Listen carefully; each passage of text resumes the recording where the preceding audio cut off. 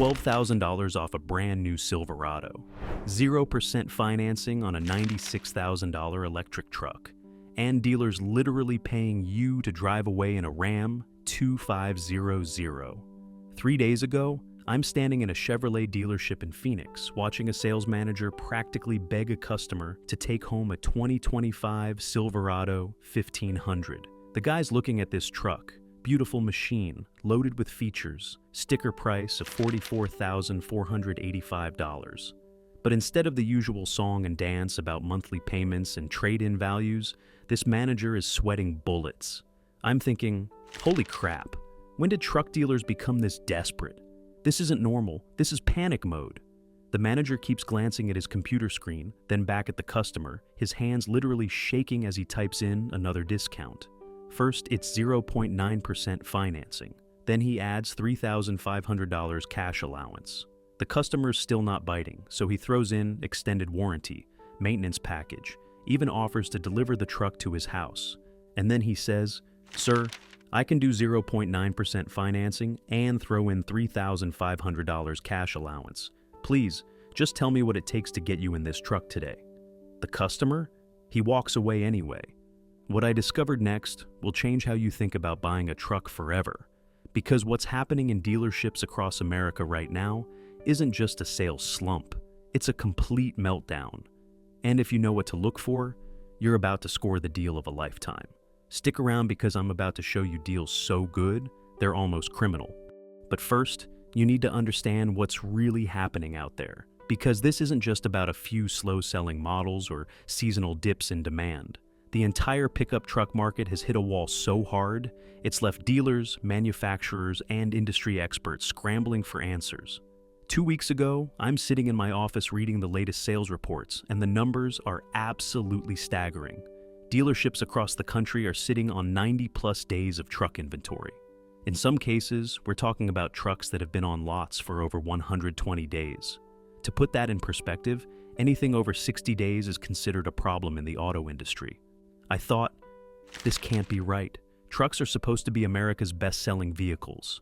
So I started making calls. Dealer after dealer told me the same story. Customers are walking into showrooms, looking at trucks, and walking right back out when they see the prices. Even with massive incentives, even with 0% financing, even with cash allowances that would have been unthinkable just 2 years ago. Here's what's really happening. The truck market got drunk on its own success. For years, manufacturers kept pushing prices higher and higher, convinced that American truck buyers would pay anything for their beloved pickups. A basic work truck that used to cost $25,000 now starts at $40,000. Fully loaded models are pushing 6 figures. Even the average pickup truck is now crossing that $50,000 barrier. But something shifted. Maybe it was inflation hitting family budgets. Maybe it was buyers finally saying, enough is enough to these ridiculous prices. Or maybe it was the realization that a lot of these trucks are just too complicated, too expensive, and too far removed from what people actually need. The result? A perfect storm that's created the best truck buying opportunity in over 2 decades. Manufacturers are offering incentives I've never seen before. We're talking about cash allowances of $9,000 or more on some models, 0% financing for 60, even 72 months. Lease deals that are practically giving trucks away. And here's the kicker. Dealers are so desperate to move inventory that they're stacking manufacturer incentives with their own dealer cash, creating deals that literally lose them money on every sale. But here's what nobody's telling you about these deals. And it's the difference between saving $5,000 and saving $15,000. Not all of these incentives are created equal. Some are designed to move specific models that are complete disasters. Others are genuine opportunities on trucks that are actually worth buying. The electric truck segment? It's not just struggling, it's in complete freefall. Gas-powered trucks that were supposed to be safe bets? Many of them are sitting unsold because they're either overpriced, outdated, or both. What I discovered when I started digging deeper into these deals shocked me. Because while the headlines focus on the failures, there are some incredible trucks available right now at prices that make absolutely no sense. Trucks that were $50,000 6 months ago are now available for $35,000 with the right incentives. Reliable, proven models that dealers are practically begging people to take home. The question isn't whether there are good deals out there. The question is, do you know which trucks to target and which ones to avoid like the plague? Last week, I'm at a Ford dealership in Dallas, and I see something I never thought I'd witness. 3 F-150 Lightnings sitting in the front row of the lot, each one with a massive reduced banner across the windshield. These aren't just any electric trucks. We're talking about vehicles that were supposed to revolutionize the pickup market. I walk up to the sales guy and ask about the Lightning. His face immediately changes. He gets this look like I just asked him about his least favorite relative. Well, he says, we've got some really aggressive incentives on those right now. Aggressive doesn't even begin to cover it. Ford is offering up to $15,000 off these trucks, plus 0% financing for 72 months. On a truck that was supposed to be the future of American pickups, they're practically giving them away. But the real disaster story starts with the Chevrolet Silverado EV. I'm standing in that Phoenix dealership I mentioned earlier, and there's this gleaming black Silverado EV sitting right in the showroom. Sticker price, $96,495. That's not a typo. Nearly $100,000 for a Chevrolet pickup truck. The sales manager walks me over and starts his pitch. This truck has every feature you could want. Silent acceleration, massive torque, can power your house for days. I'm thinking, this guy's trying really hard to convince me this thing is worth $100,000. Then I ask him how long it's been on the lot. He pauses, looks around like someone might be listening, and admits it's been sitting there for over 4 months. 4 months. For a brand new model that was supposed to be flying off dealer lots. The incentives on the Silverado EV are absolutely insane. Chevrolet is offering 0% APR for 60 months, plus up to $7,500 in cash allowances. They're essentially paying people to take these trucks home, and buyers still aren't interested. But wait, it gets worse. The GMC Hummer EV makes the Silverado look like a bargain. This thing weighs over 9,000 pounds. That's more than some commercial trucks. The starting price is north of $100,000, and dealers can't move them. I met a GMC dealer in Houston 2 weeks ago, and the sales guy actually laughs when I ask about the Hummer EV. Not a happy laugh, more like a what else can I do but laugh kind of laugh. We've got one that's been here since last October, he tells me. Corporate keeps asking why we can't sell it, and I keep telling them, who's going to pay 6 figures for a truck that gets the equivalent of 50 miles per gallon and weighs as much as a small building? Even with $3,000 cash allowances and 0% financing, these electric behemoths are collecting dust. The problem isn't just the price, though that's certainly part of it. It's that manufacturers completely misread what truck buyers actually want. Electric truck buyers expected efficiency, practicality, and value. Instead, they got overpriced, overweight monsters that cost more than luxury cars and can't tow a boat more than 150 miles without stopping to charge for an hour. The Ford Lightning seemed like it had the right idea initially. Reasonable size, familiar, F-150 styling, practical features. But then, reality hit. Tow anything substantial, and the range drops to barely 100 miles. Try to use it for actual work, and you're constantly worried about finding charging stations. I talked to a contractor in Arizona who bought one of the first Lightnings. He was excited about the idea of an electric work truck. 6 months later, he traded it back in for a gas F-150. I spent more time planning charging stops than I did working, he told me. It's a great truck if you never leave the city and never haul anything heavy. But that's not what I bought a truck for. The numbers don't lie. Electric truck sales have fallen off a cliff. Dealers are sitting on months of inventory, and manufacturers are throwing money at the problem with incentives that would have been unthinkable just 2 years ago. But if electric trucks are failing this badly, surely gas trucks are doing better, right? Wrong. What I found next shocked me even more. 2 weeks ago, I'm at a Ram dealership in Atlanta, and I meet this dealer who reminds me of my Uncle Mike. Honest guy, been selling trucks for 20 years. He's got that weathered look of someone who's seen every kind of market, from boom times to recessions. But when we start talking about current sales, his expression changes completely. I've never seen anything like this, he tells me, shaking his head. And I sold trucks through 2008, through the recession, through everything. He walks me through the lot, pointing at truck after truck with reduced stickers slapped across the windshields. Ram 2500s with $9,347 cash allowances. Ram 3500s with $9,648 off. These aren't small discounts. We're talking about nearly $10,000 off heavy-duty trucks that were supposed to be in high demand. I'm thinking, if a guy who's sold trucks through 3 recessions is worried, this is serious. The Ram situation is particularly brutal because these were supposed to be the safe bets. Heavy-duty trucks for contractors, farmers, people who actually need serious towing capacity. But even these practical workhorses are sitting unsold. The problem, he explains, is that Ram got greedy. They kept pushing prices higher and higher, thinking commercial buyers would just absorb the costs. But when a basic work truck starts at $50,000, even business owners start looking elsewhere. But Ram isn't alone in this disaster. The Chevrolet Silverado 1500, once the reliable workhorse of American driveways, is struggling just as badly. Dealers are offering 0.9% APR financing plus $3,500 cash allowances, and they still can't move them fast enough. I visit a Chevrolet dealer in Phoenix, and the sales manager is brutally honest about the situation. He stops at a silver Silverado 1500 and says, "This truck? 6 months ago, I had a waiting list. Today, I can't give it away." The problem with the Silverado isn't mechanical. It's still a solid truck. The problem is that it feels outdated compared to the competition. The interior is full of hard plastics that feel cheap. The infotainment system looks like it's from 2015. When buyers can get a more modern, more comfortable truck for similar money, why would they choose the Silverado? Then there's the GMC Sierra 1500, which might have the most confusing value proposition in the entire truck market.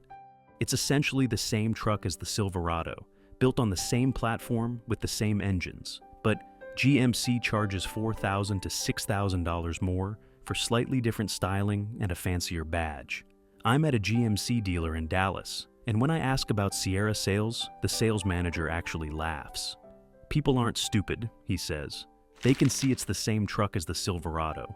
Why would they pay extra for the same thing?" Even with 0.9% financing deals, the Sierra is struggling to find buyers who are willing to pay the premium for what amounts to cosmetic differences.